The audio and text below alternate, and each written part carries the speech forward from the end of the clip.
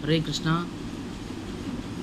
பகவத்கீதையில் பகவான் ஸ்ரீகிருஷ்ணர் 17வது அத்தியாயத்தில் 7வது ஸ்லோகத்திலிருந்து 10வது ஸ்லோகம் வரை நம்ம எல்லோரும் சாப்பிடுகிறோம். இந்த உண்ணக்கூடிய உணவின் நோக்கம் என்ன, எந்த மாதிரி உணவை சாப்பிட்டா நமக்கு எந்த மாதிரி நன்மை கிடைக்கும், எந்த மாதிரி உணவு நம்ம சாப்பிடக்கூடாது, நமக்கு எந்த மாதிரி தாக்குதல் ஏற்படும் வாழ்க்கையில், இது இந்த 3 ஸ்லோகத்தில் பகவான் தெளிவாக விளக்கியுள்ளார். நம்ம எதுக்காக உணவு சாப்பிட்றோம்னா, நம்ம ஆரோக்கியமாக இருக்க வேண்டும், நம்ம உடலில் சக்தி கிடைக்கணும், பலமாக இருக்கணும், ஆயில் நீண்ட ஆயில் பெறணும்.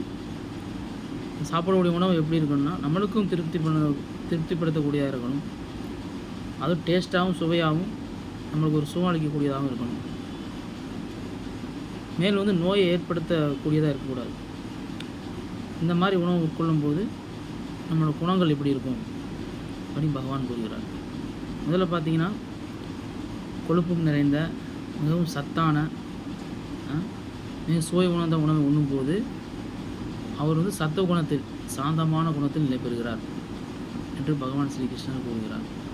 நம்ம அந்த மாதிரி உணவு எடுக்கும்போது நம்மளுக்கு எப்படி இருக்கும், மன அமைதி கிடைக்கும். ஏன்னா நம்ம சாப்பிடக்கூடிய உணவு நம்ம ரத்தத்தை கலந்து அதுதான் நம்ம உடலையும் அது பாதுகாக்குது.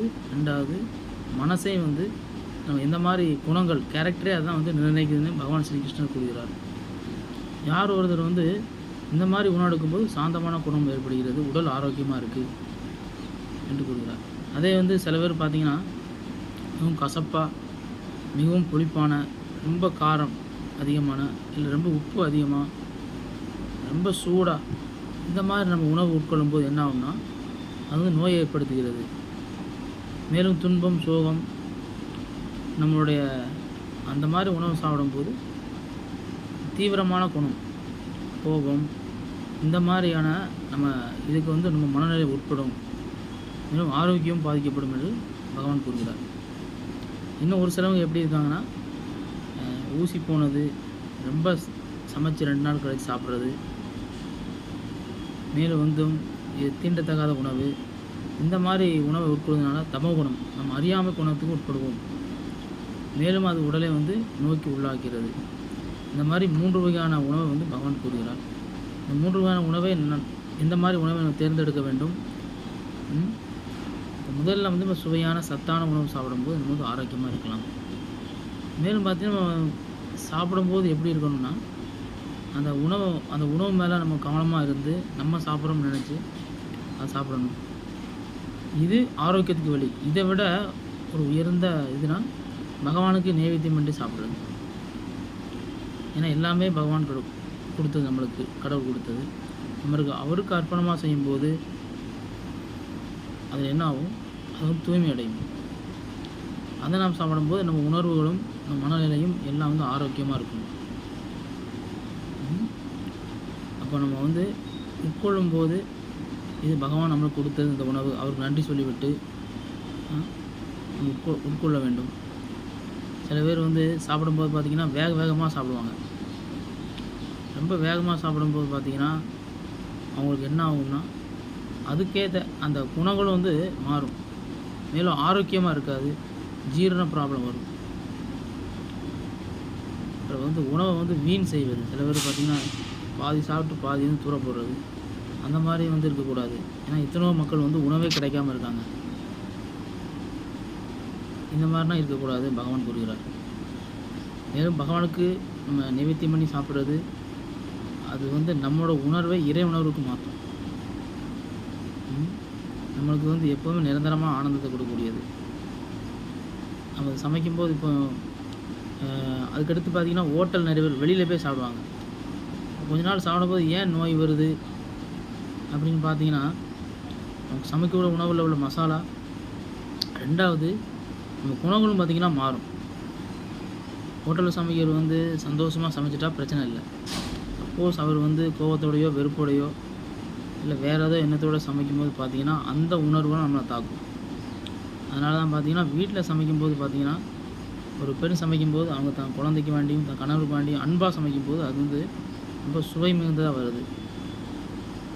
அதை வெளியில் உள்ளவங்க எந்த மாதிரி சமைப்பாங்க நமக்கு தெரியாது. அவங்க சந்தோஷமாக சமைச்சிட்டா பிரச்சனை இல்லை. இல்லை அப்படின்னா அது வந்து நம்மளை பாதிக்கும். மன ரீதியாகவும் பாதிக்கும், உடல் ரீதியாகவும் பாதிக்கும்.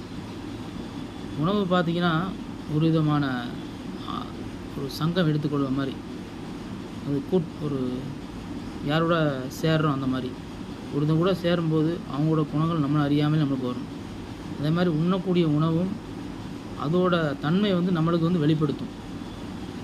அதோட என்ன சொல்கிறது, எந்த மாதிரி உணவு எடுக்கமோ அதோட தாக்குதல் வந்து நம்ம உடம்புலையும் மனதிலையும் வந்து அது பிரதிபலிக்கும். இப்போ அதை மாதிரி தான் நம்ம நடந்துக்குவோம், அதை மாதிரி தான் நம்ம கேரக்டர் இருக்கும். மற்றவங்கள்ட்ட அதை வெளிப்படுத்துவோம். அது கோபமாக இருக்கலாம், காமமாக இருக்கலாம், இல்லை அன்பாக இருக்கலாம். அது எப்படி எந்த மாதிரி உணவை தேர்ந்தெடுக்கிறவங்க பொறுத்து. அதனால தான் பகவான் வந்து கீதையில் ரொம்ப முக்கியமாக சொல்கிறாரு, காய்கறிகள், பால் பொருட்கள், அரிசி, இந்த மாதிரி உணவு வந்து நம்ம உட்கொள்ளும்போது அது சத்துவ குணத்தில் இருக்கும். மாமிசம் சாப்பிடுறது, மது அருந்துவது, ஜீரணமாகாத உணவுகளை சாப்பிட்றது, இந்த மாதிரி அதிகமான உப்பு, காரம், இல்லை ஊசி போனது, இந்த மாதிரி உணவு சாப்பிடும்போது என்ன ஆகும்னா அதுக்கேற்ற நம்ம மனநிலையும் சரி நம்ம உடலும் பாதிக்கும். அந்த மாதிரி இருக்கும்போது சமூகத்தில் வந்து தப்பான காரியத்துக்கு வந்து அவங்க உட்படுவாங்க. அது மாதிரி சமைக்கக்கூடிய மனநிலையும் ரொம்ப ரொம்ப முக்கியமானது. சமைக்கும்போது பார்த்திங்கன்னா அவங்க சந்தோஷமாக ஆனந்தமாக சமைக்க வேண்டும். அப்போ தான் வந்து உட்கொள்ளுதவங்களுக்கும் அது பாதிப்பு ஏற்படுத்தாது. நம்ம எந்த மாதிரி மனநிலையில் சமைக்கிறோமோ அந்த மனநிலை சாப்பிடுறவங்களுக்கு வரும். அதனால் அதை நம்ம கவனத்தோடு சமைக்கிறதும் ரொம்ப ரொம்ப முக்கியமானவங்க. அதனால தான் வெளியே சாப்பிடும்போதுக்கும் வீட்டில் சாப்பிட்றதுக்கும் உள்ள வித்தியாசம். அதனால் நம்மளோட குணங்கள், மனநிலை, உடல், மூளை வந்து இந்த உணவு வந்து பாதிக்கக்கூடியது. அது மெயினாக வந்து நமது காய்கறிகள், வெஜிடேரியன் இருக்க ரொம்ப முக்கியம். அது மட்டும் இல்லை, அது பகவானுக்கு நைவேத்தியம் பண்ணி சாப்பிடும்போது மேலும் வந்து நம்ம என்ன ஆகும்னா பாவலையிலிருந்து நீங்கலாம். இங்கே எடுத்துக்கலாம். உதாரணமாக கவர்மெண்ட்டுக்கு கரண்ட் பில் கொடுக்குறாங்க, கரண்ட் கொடுக்குறாங்க. நம்ம என்ன பண்ணுறோம், அவங்களுக்கு வரி பணம் செலுத்துகிறோம் அந்த மின்சாரத்துக்கு. அதே மாதிரி தண்ணி கொடுக்குறாங்க, அதுக்கு நம்ம அந்த தண்ணீருக்கு வந்து வரி பணம் செலுத்துகிறோம், குடிநீர் வரி பணம் செலுத்துகிறோம். இப்போ வந்து கவர்மெண்ட்டுக்கு நம்ம செலுத்துகிற மாதிரி இங்கே வந்து பார்த்திங்கன்னா சூரியன் வந்து நம்ம ஒளி கொடுக்குறாங்க. இந்த நிலம் வந்து நம்ம நிலத்தில் வாழ்கிறோம். காய்கறிகள்லாம் வந்து நம்மளுக்கு அது மூலமாக தான் கிடைக்குது. வர்ண பகவான் தண்ணி கொடுக்குறாரு, நம்ம மழை பெய்யுது, அது மூலமாக தண்ணி கிடைக்கிறது. காற்று, நெருப்பு, இதெல்லாம் சேர்ந்து இந்த பஞ்சபூதங்கள் இயற்கையெல்லாம் சேர்ந்து தான் நம்ம உதவி பண்ணுது. நம்ம உயிரே வாழ முடியுது. நம்ம அவங்களுக்கு எதுவுமே கொடுக்குறதில்ல. அதான் பகவான் ஸ்ரீகிருஷ்ணன் சொல்கிறார், நான் எல்லோரு இதயத்திலையும் பரமாத்மா இருக்கேன். எல்லா உயிர்வாழி தேவர்கள் முதற்கொண்டு 30 தேவர் முதற்கொண்டும் இதயத்தில் பகவான் இருக்கார். இப்போ அவருக்கு நம்ம படைச்சி சாப்பிடும்போது நம்ம யாருக்கும் கடன் பட்டவங்க இல்லை. இல்லை நம்ம எப்படி கவர்மெண்ட்டில் வந்து மின்சாரத்தை பயன்படுத்திட்டு வரி செலுத்தாத மாதிரி நம்ம அந்த இயற்கையெல்லாம் நம்மளுக்கு உதவி பண்ணுறாங்க. படைக்காமல் சாப்பிட்றது பாவத்தையே சாப்பிட்றோன்றார் கிருஷ்ணர் 3ஆம் அத்தியாயத்தில். பகவான் நைவேத்தியம் பண்ணும்போது பாவத்திலிருந்து இருக்கலாம். இதுவும் வந்து ஒரு வகையான நம்மளுக்கு பாதிப்பை ஏற்படுத்தக்கூடியது. அதனால் பகவானுக்கு நம்ம அர்ப்பணம் பண்ணிட்டு சாப்பிடும்போது நம்ம அந்த பாவத்திலிருந்து விடலாம். மேலும் வந்து சமைக்கக்கூடிய மனநிலையும் கரெக்டாக இருக்க வேண்டும். உண்ணும் போது நம்ம கவனமாக அந்த உணவை வந்து நிதானத்தோடு உண்ண வேண்டும். வேகமாக வந்து சாப்பிடாமல் நிதானமாக சாப்பிடுறது மூலமாகவும் நம்ம இந்த நோய், உடல் ஆரோக்கியம், மனநிலை எல்லாம் கரெக்டாக இருக்கும். நம்ம வாழ்க்கையும் சிறப்பாக இருக்கும். மொத்தம் வாழ்க்கையும் நம்ம வந்து நல்ல வழியில் கொண்டு போகலாம். மன அமைதி நம்ம எல்லோருக்கும் ஏற்படும். ஹரே கிருஷ்ணா.